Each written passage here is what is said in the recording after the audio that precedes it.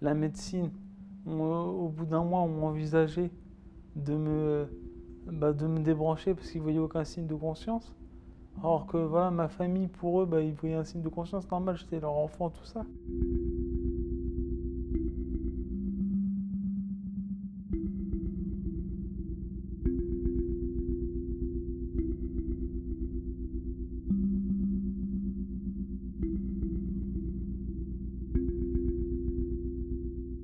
L'ami avec qui j'étais en voiture, qui aurait tapé un poteau électrique de mon côté du véhicule, lui, il en est sorti indemne.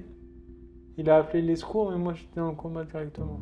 La médecine, au bout d'un mois, on m'envisageait de de me débrancher parce qu'ils voyaient aucun signe de conscience.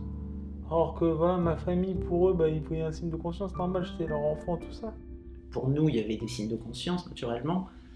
C'était évident, puisqu'on voyait des signes dans ses yeux. Donc ils ont fait appel obligatoirement à un autre médecin. Et le médecin a secoué Charlie en criant assez fort son prénom pour qu'il l'entende.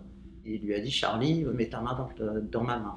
Et donc là, Charlie a levé sa main, il a posé la main dans sa main. Et voilà. Et là, on a compris qu'il était là, que c'était bon.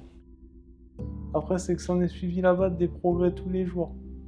Le 26 juin, un jour de mon anniversaire, l'orthophoniste que j'avais là-bas a réussi à me faire un peu parler. L'orthophoniste a appuyé sur le thorax pour faire sortir l'air, pour que les mots sortent. Il lui a demandé quelle était la plus belle fleur.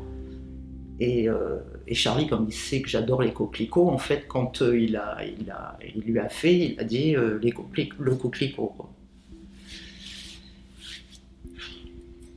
On lui a mis, moi j'ai pris mon plan de métro que j'avais, un stylo dans la main, je lui ai demandé d'écrire son prénom, il a commencé à faire le C, le H, bon après il pouvait plus. Mais voilà, oui, on avait les preuves, on savait que ça y est, Charlie était là, quoi.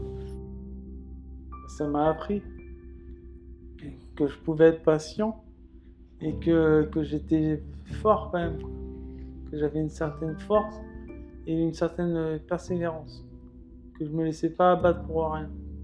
Et que je me plaignais pas du moindre petit bobo que je pouvais avoir. Ah oui, la première fois que je l'ai vu debout...